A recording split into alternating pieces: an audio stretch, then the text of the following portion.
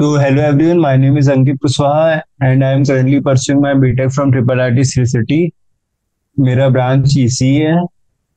So I hope कि आप सब अच्छे होंगे. और हम लोग जो चैप्टर कर रहे थे उसका नाम है general principles and processes of isolation of elements. और हमने इसका एक सेशन ऑलरेडी कर रखा है, तो आज इसका सेकंड सेशन है. सो बेसिकली सेशन में हम लोग एग्जाम्पलर के क्वेश्चंस को सॉल्व कर रहे होंगे, तो एक एक करके देखते हैं. ठीक है, हमने क्वेश्चन नंबर 23 तक ऑलरेडी सॉल्व कर लिया था, तो आज चलते क्वेश्चन नंबर 24 पे. सो क्वेश्चन नंबर 24 क्या है अपना? ये है अपना क्वेश्चन नंबर 24. क्वेश्चन है, in which of the following method of purification metal is converted to its volatile compound which is decompose to give pure metal. हमें पूछ रहा है इनमें से कौन सा मेथड है जिसमें मेटल को उसके वोलेटाइल कंपाउंड में कन्वर्ट करते हैं. ठीक है, किसमें कन्वर्ट करते हैं? वोलेटाइल कंपाउंड में, और उसके बाद उसको डिकम्पोज कर देते हैं प्योर मेटल में. ठीक है, तो हमें पता है इसके लिए हमारे पास दो मेथड होते हैं. कौन कौन से? एक होता है अपना मॉन्ड्स प्रोसेस और एक होता है वैन एर्कल मेथड. ठीक है, तो इसको क्या कहते हैं? कंबाइनली इसको कहते हैं वेपर फेज रिफाइनिंग मेथड. ठीक है, तो vapour phase refining method includes, क्या क्या इंक्लूड करता है? पहला आपका हो गया मॉन्ड्स प्रोसेस और दूसरा आपका हो गया वैन एर्कल मेथड. राइट, तो इन दोनों को कंबाइनली क्या कहते हैं? Vapour phase refining method. ठीक है, तो अब देखते हैं इसमें क्या होता है. तो मॉन्ड्स प्रोसेस में बेसिकली अपन सीओ के साथ हीट करते हैं. ठीक है, सीओ के स्ट्रीम के साथ करते हैं हीट. तो इसमें क्या होता है? Heating of metal with stream of carbon monoxide. ठीक है, अपन इसका रिएक्शन देख लेते हैं. फॉर एग्जांपल अपने पास है निकल, तो nickel plus 4CO gives NiCO4. और उसके बाद ये क्या होता है? अगर इसको 450 to 470 केल्विन पे हीट किया जाए तो ये होता है Na plus 4CO. Gibbs process है. ठीक है, उसके बाद क्या अपने पास है? Van Arkel method. तो इसमें क्या होता है? कुछ नहीं होता है इसमें. वैन एर्कल में करते हैं हीटिंग विथ आयोडीन. ठीक है, तो इसमें होता है अपना हीटिंग विथ आयोडीन. इसका क्या रिएक्शन होता है? फॉर एग्जाम्पल अपने पास है जिरकोनियम. ठीक है, तो जिरकोनियम प्लस 2 आयोडीन और इसको 870 केल्विन पे हीट करते हैं तो ये मिलता है ZrI4.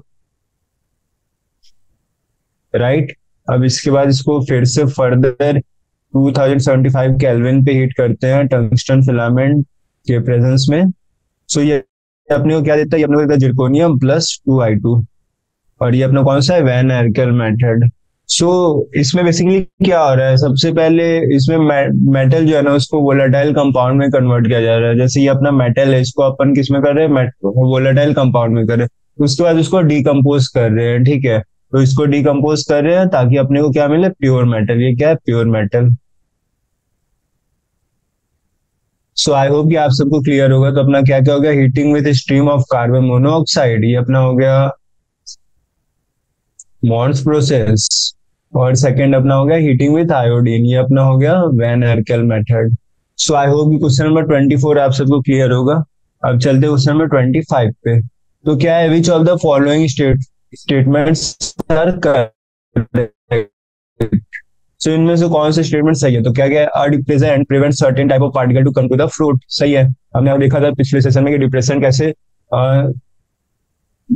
पार्टिकल्स के साथ प्रेसिपिटेट बना लेता है और उसको फ्रूट तक आने से रोकता है.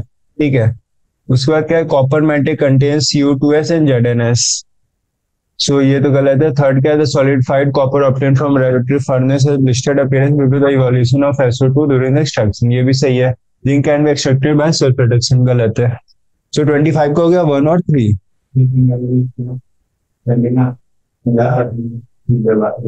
25 को ऑप्शन 1 और 3 सही है. ठीक है,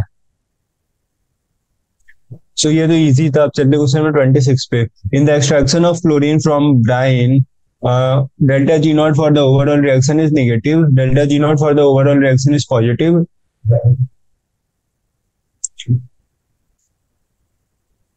ई nought for overall reaction as negative value, E nought for overall reaction as positive value.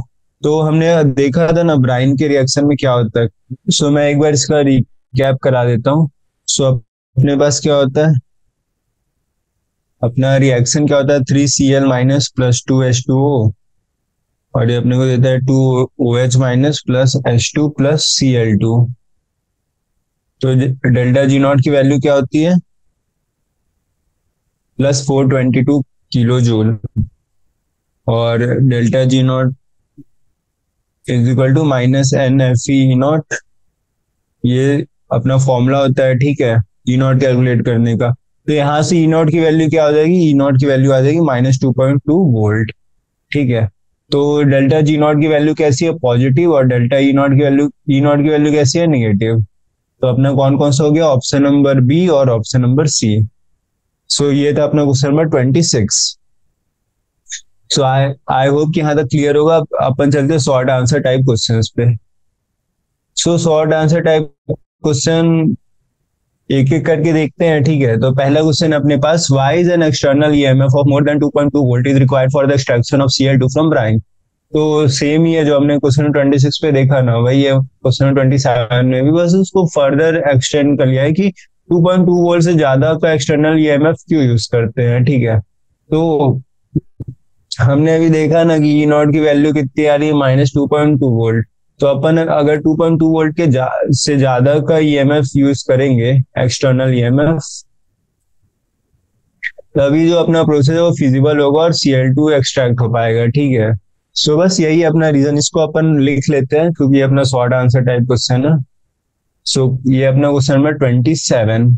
सो सबसे पहले रिएक्शन लिखते हैं अपना, 2Cl minus aqueous plus 2H2O liquid gives 2OH minus aqueous plus H2 plus Cl2। और डेल्टा जी नॉट की value कितनी अपने पास है, 422 केल्विन है, ठीक है, सॉरी 422 किलो जूल है। और delta G is equal to क्या होता है, delta G nought is equal to -NF E0। तो ई नॉट की वैल्यू क्या हो जाएगी, delta G nought by NF।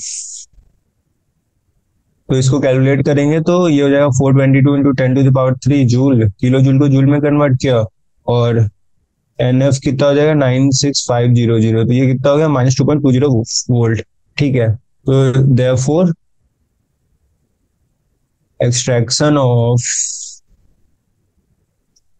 Cl2 from brine solution will require an external EMF, will require an external EMF more than 2.2 volts for electrolysis process. So I hope question number 27 clear होगा।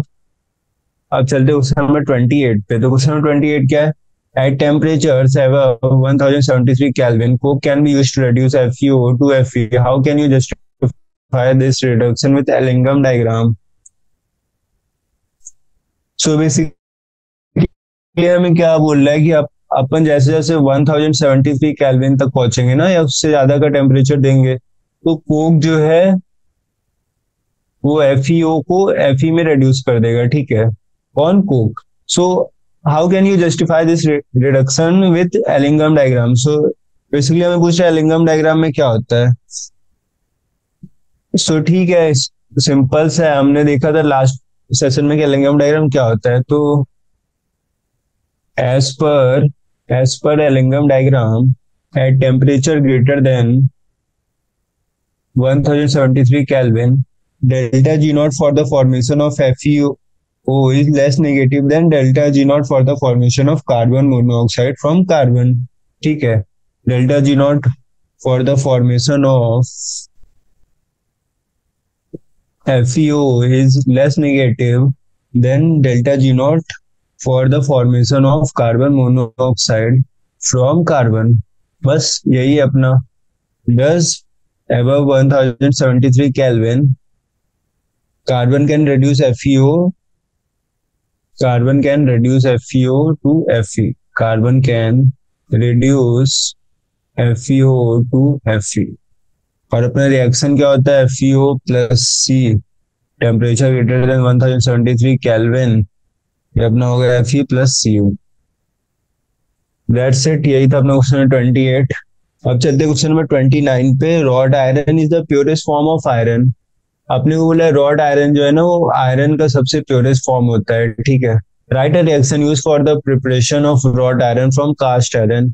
सो हमें basically एक reaction लिखना है जिसमें अपन wrought iron को prepare कर रहे हैं। कहाँ से प्रिपेयर कर रहे हैं? कास्ट आयरन से प्रिपेयर कर रहे हैं। How can the impurities of sulphur, silicon and phosphorus be remove from cast iron. और कास्ट आयरन में जो इम्प्योरिटीज होती है सल्फर की, सिलिकॉन की और फॉस्फोरस की, उन्हें कैसे रिमूव करना है, ठीक है। तो बेसिकली हमें दो चीज बोला, एक तो पहले बोला रिएक्शन लिखने को रॉड आयरन की प्रिपरेशन की, और दूसरा पूछा है इम्प्योरिटीज को कैसे हटाना है। सो रिएक्शन तो सिंपल सा है अपने पास। रॉड आयरन की प्रिपरेशन के लिए होता है अपने पास Fe2O3 plus 3C gives 2Fe plus 3CO, ठीक है। दैट्स इट, ये हो गया अपना प्रिपरेशन ऑफ रॉड आयरन। अब अपन क्या करते हैं, इम्प्योरिटीज को रिमूव करने के लिए ना अपन फ्लक्स ऐड करते हैं। कौन सा फ्लक्स ऐड करते हैं? लाइम स्टोन, ठीक है। So limestone is added as flux and the impurities of sulfur, silicon and phosphorus change to their oxides and pass into slag. So ये था क्वेश्चन नंबर 29। आई होप कि आप सबको clear होगा। सो अब चलते क्वेश्चन नंबर 30th पे। Question number 30th क्या है? How is copper extracted from low grade copper ores.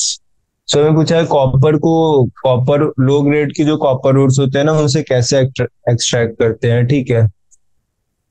सो अपने पास एक प्रोसेस होता है हाइड्रोमेटलर्जी, ठीक है। उससे अपन क्या करते हैं, कॉपर को एक्सट्रैक्ट करते हैं from low grade ores.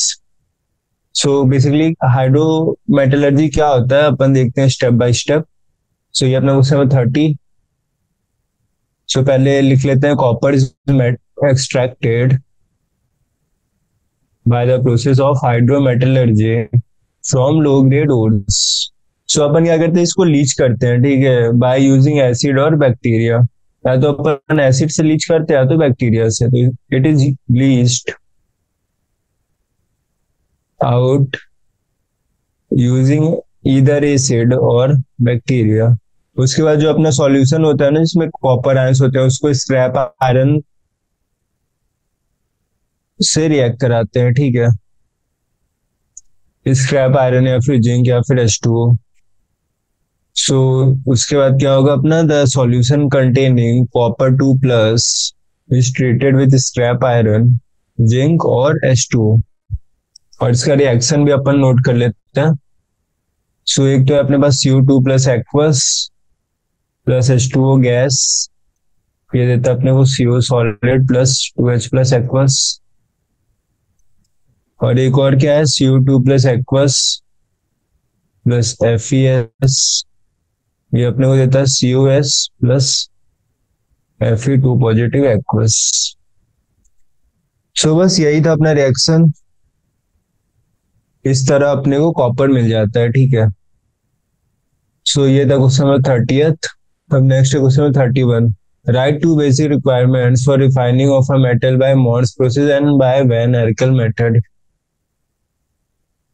So हमें बोला है कि अपने को मॉन्स प्रोसेस और वैन एरकल मेथड से कोई भी मेटल की रिफाइनिंग करने के लिए ना दो बेसिक रिक्वायरमेंट्स होती है। वो क्या क्या होती है? तो पहला तो है कि जो मेटल है वो एक वोलाटाइल कंपाउंड बनाने में कैपेबल होना चाहिए, ठीक है। और दूसरा है अपने पास वो जो वोलाटाइल कंपाउंड है ना वो इजिली डिकम्पोजेबल होना चाहिए ताकि मेटल को वापस से रिकवर किया जा सके। तो यही अपने बेसिक रिक्वायरमेंट्स। सो इसको लिख लेते हैं अपन। सो पहला है the metal should form a volatile compound with an available reagent. और सेकंड क्या अपने पास, सेकंड है कि the volatile compound should be easily decomposable. The volatile compound should be easily decomposable so that the metal can be recovered. बस यही अपने दो basic requirements है। अगर ये दोनों बेसिक रिक्वायरमेंट्स फुलफिल होते हैं तो अपन मॉन्स प्रोसेस और वैन एरकल मेथड को इजीली यूज करके मेटल को रिफाइन कर सकते हैं। ठीक है, तो ये था अपना क्वेश्चन नंबर 31। आई होप कि क्लियर होगा। अब चलते हैं क्वेश्चन नंबर 32 पे। Although carbon and hydrogen are better reducing agents, but they are not used to reduce metallic oxides at high temperature.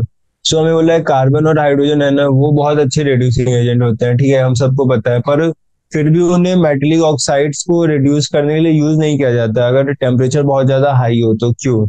तो बेसिकली होता क्या है, हाई टेम्परेचर पे कार्बन और हाइड्रोजन होते हैं ना, वो मेटल्स रिएक्ट करके कार्बाइड्स और हाइड्राइड्स बना लेते हैं। ठीक है, तो उस वजह से फिर वो आगे का जो अपना प्रोसेस है रिडक्शन वाला, वो नहीं हो पाता है। तो बस यही है अपना। हाई टेम्परेचर पे क्या करते हैं, कार्बन और हाइड्रोजन कार्बाइड्स और हाइड्राइड्स बना लेते हैं respectively. So this is because carbon and hydrogen react with metals to form carbides and hydrides respectively.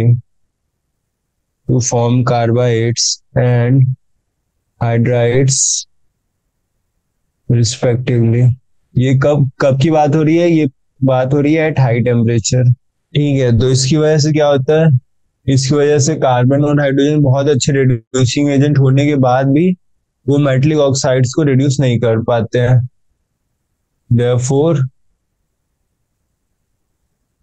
despite being good reducing agents, they are not used to reduce metallic oxides at high temperature. So ये था अपना question number 31। सो अब चलते question number 32 पे। So question number 32 है, although carbon and hydrogen are better reducing agents but they are not used to reduce metallic oxides at sorry, ये तो हो गया अपना 32। अब चलते क्वेश्चन नंबर 33 पे। सो क्वेश्चन 33 है, how do we separate two sulphide ores by froth flotation method, explain with an example. So ये तो हमने देखा है ऑलरेडी कि अपन सल्फाइड ओर्स को कैसे सेपरेट करते हैं फ्रोथ फ्लोटेशन मेथड से। ठीक है, तो बेसिकली अपन क्या करते हैं, अपन proportion of oil to water को एडजस्ट करते हैं बाय यूजिंग और एक और अपने पास मेथड है डिप्रेजेंट्स को यूज करना। ठीक है, दोनों ही मेथड से क्या होता है, सल्फाइड के ओर्स सेपरेट हो जाते हैं। ठीक है, तो the separation of two sulphide ores can be achieved either by adjusting proportion of oil to water, either step by step अलग अलग लिखते, कैन बी अचीव बाय दो मेथड अपने पास, एक है adjusting proportion of oil to water और दूसरा अपने पास by using depressants, by using depressants. और अपने को एग्जांपल भी पूछा है ना, एक्सप्लेन विथ एन एग्जांपल, तो अपन एग्जांपल भी देख लेते हैं इसका। सो सपोज कि अपने पास और है, उसमें अपने पास है जिंक सल्फाइड और लेड सल्फाइड। ठीक है, in an ore containing if an ore contains ZnS zinc sulfide and PbS lead sulfide, the depressants used is NaCN। ठीक है, तो अपन NaCN को एज अ डिप्रेसेंट यूज करते हैं। The depressant uses NaCN।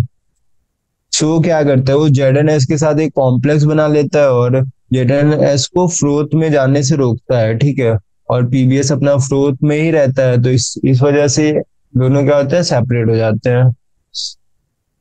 So it forms complex with ZnS and prevents it from coming with froth, but PbS remains with froth। अपना reaction कैसा होगा, 4NaCN plus ZnS gives Na2ZnCN4 plus Na2S। So that's it, यही था अपना question number 33। सो अब चलते हैं question number 34 पे।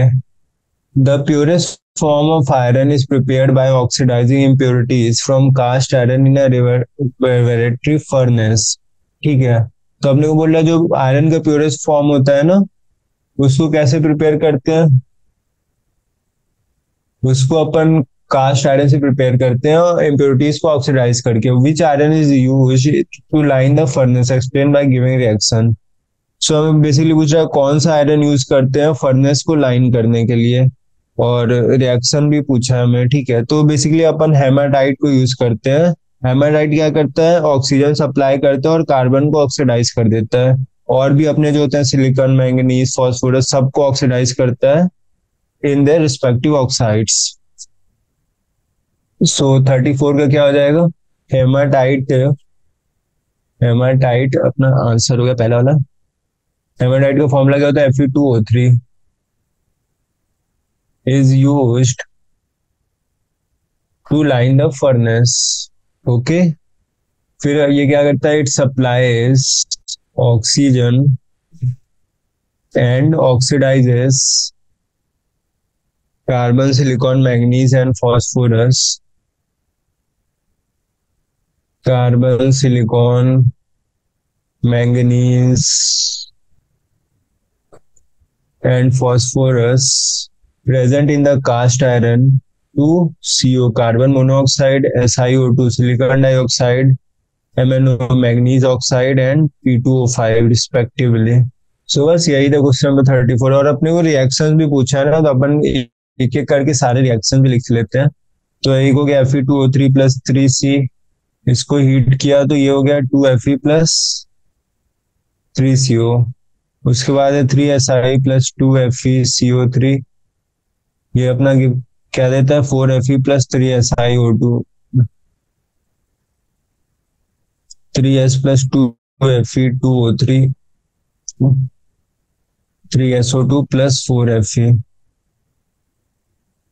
CO and SO2 escape, MnO and SiO2 combine to form manganese silicate, manganous silicate, MnSiO3 as slag.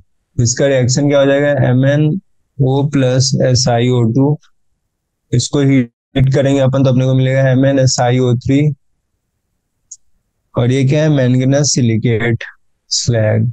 सो ये था question number 34। अब अपने पास question number 35। The mixture of compound A and B is passed through a column of Al2O3 by using alcohol as eluent. Compound A is eluated in preference of compound B. Which of the compounds A or B is more readily absorbed on the column? So हमें बोल रहे हैं हमारे पास एक mixture है compound A और B का, ठीक है, और उसको अपन Al2O3 के कॉलम पे पास कर रहे हैं, और अपने पास इल्यूवेंट क्या है? अल्कोहल। ठीक है, तो compound A is eluted in preference to compound B. तो कंपाउंड ए पहले इल्यूटेड होता है। इल्यूटेड मींस रिमूव करना, ठीक है, कंपाउंड ए पहले वहां से रिमूव होता है। तो हमें पूछा है which of the compounds A और B is more readily absorbed on the column. तो सिंपल सी बात है, कंपाउंड ए पहले इल्यूटेड हो रहा है, तो कंपाउंड बी जो है वो मोर रीडली एब्सॉर्ब्ड होगा ऑन द कॉलम। ठीक है, तो एक लाइन का आंसर है, since compound A is eluted in preference to compound B is more readily absorbed on the column. So ये था क्वेश्चन नंबर 35। आई होप कि आप सबको क्लियर होगा। अब चलते हैं क्वेश्चन नंबर 36 पे। सो क्वेश्चन नंबर 36 क्या है? Why sulphide ore of copper heated in a furnace after mixing with silica. तो हमें पूछा है कॉपर का जो सल्फाइड ओर होता है ना, उसको सिलिका के साथ मिक्स करने के बाद फर्नेस में हीट क्यों करते हैं? तो सिंपल सी बात है। सो अपना जो आयरन ऑक्साइड होता है ना, एज अ इम्प्योरिटी प्रेजेंट होता है सल्फाइड ओर में, तो क्या करता है? वो स्लैग फॉर्म कर देता है आयरन सिलिकेट का, ठीक है, और कॉपर जो है वो कॉपर मेटल के फॉर्म में प्रोड्यूस हो जाता है, बस। ठीक है, so iron oxide present as impurity in sulphide ore, जो अपना सल्फाइड ओर है ना कॉपर का, उसमें iron oxide as a impurity present होता है। ठीक है, iron oxide present as impurity in sulfide ore of copper forms a slag of iron silicate and copper is produced in the form of copper metal. So that's it. अपना reaction क्या हो गया, FeO plus SiO2 ये देता है FeSiO3। सो ये था question number 36।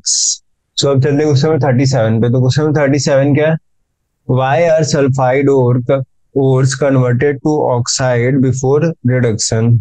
सो मैं पूछा सल्फाइड ओर को पहले ऑक्साइड में क्यों कन्वर्ट करते हैं रिडक्शन से पहले। तो बेसिकली सल्फाइड्स के जो होते हैं ना अपने ओर, वो इजिली रिड्यूस नहीं हो पाते हैं, ठीक है, जबकि ऑक्साइड्स इजिली रिड्यूस हो पाते हैं। तो इसलिए अपन सल्फाइड्स को पहले ऑक्सीडाइज में कन्वर्ट करते हैं और उसके बाद उसको रिड्यूस कर देते हैं, ठीक है। तो डायरेक्टली सल्फाइड्स और नहीं हो पाते रिड्यूस, इसलिए उनको पहले ऑक्साइड में कन्वर्ट करना पड़ता है और उसके बाद रिडक्शन प्रोसेस होता है। तो 37 का है अपने पास answer, sulfides are not easily reduced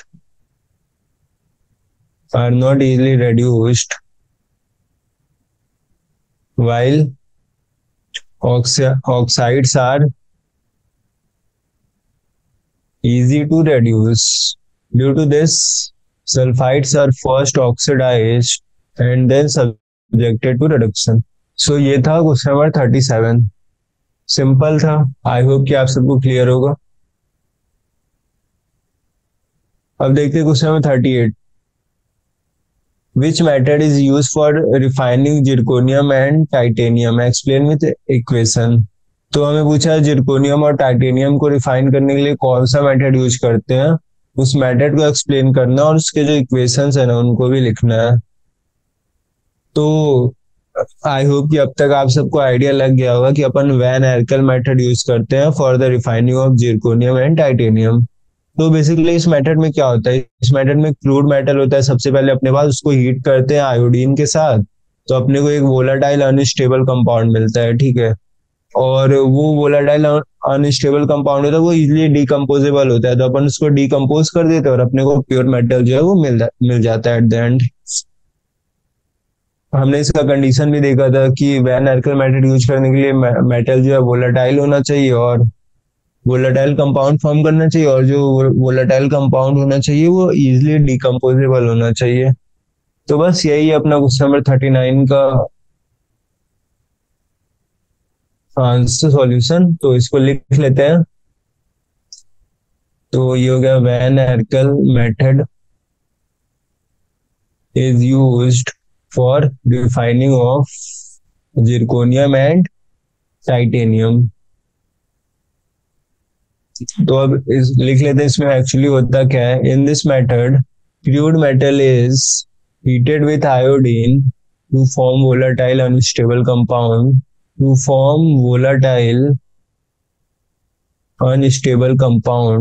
the compound is then decomposed to get pure metal। okay, so अपना क्या क्या होता है, रिएक्शन भी अपन लिख लेते हैं, मेथड तो हमने समझ लिया। तो ये है इम्प्योर जिरकोनियम, ठीक है, इसको अपन आयोडीन के साथ रिएक्ट कराते हैं तो ये मिलता है अपने को जिरकोनियम का वोलेटाइल कंपाउंड। ये कितने टेम्परेचर पे होता है, 870 केल्विन पे।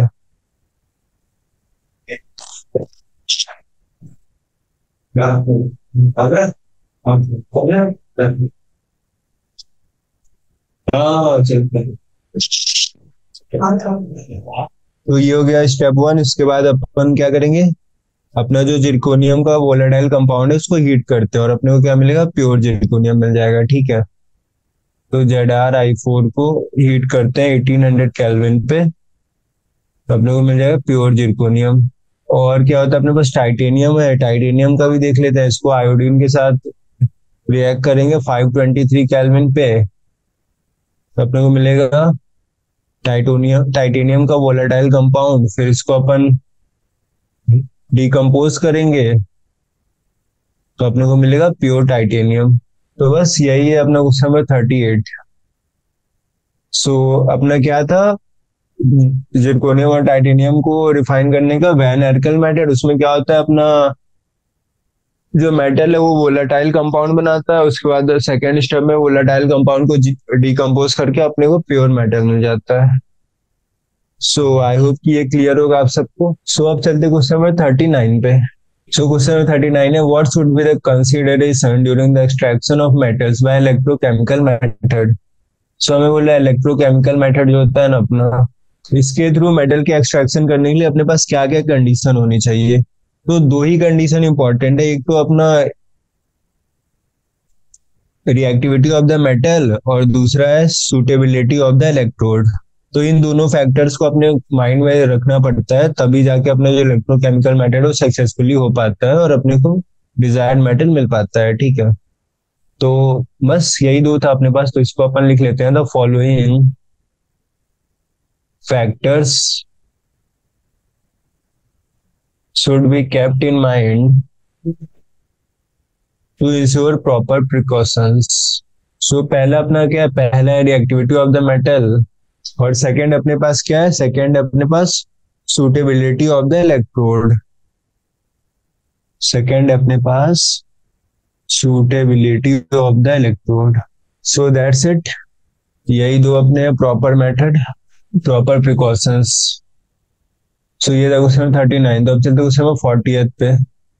सो क्वेश्चन नंबर 40th क्या है, what is the role of flux in metallurgical process. तो ये अच्छा क्वेश्चन है कि फ्लक्स का क्या रोल होता है, जो अपना मेटलर्जिकल प्रोसेस होता है ना उसमें फ्लक्स का क्या रोल होता है। तो बेसिकली जो अपना ओर्स होता है ना उसको अपन कंसंट्रेट करते हैं, उसके बाद भी कुछ कुछ गैंग पार्टिकल्स रह जाते हैं, तो उनको रिमूव करने के लिए अपन उसको कुछ सर्टेन सब्सटेंसेस के साथ मिक्स कर देते हैं, और उसकी वजह से क्या होता है, उसकी वजह से एक अपने को ऐसा मटेरियल मिलता है जो कि मॉल्टन मेटल में सॉल्यूबल नहीं होता है। ठीक है, तो जो सब्सटेंसेस अपन मिक्स करते हैं ना उनको ही बोलते हैं फ्लक्स।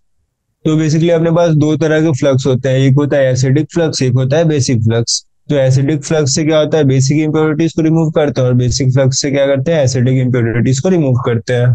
बस दैट्स इट, यही अपना फ्लक्स। तो अपन इसको लिख लेते हैं, the ores even after concentration, the ores even after concentration contains some gang particles. To remove gang, certain substances are mixed with concentrated ore, which combine with the gang particles to form a fusible material,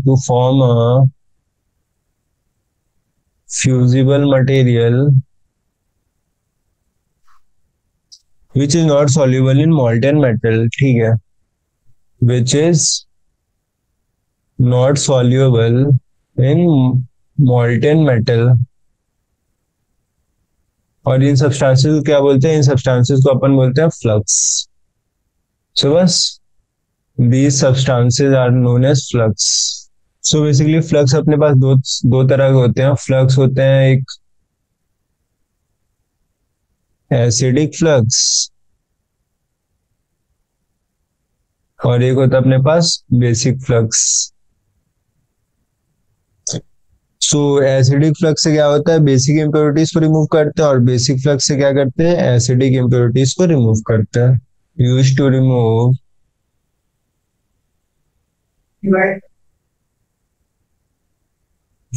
basic impurities, और जो basic flux होता है use to remove acidic impurities.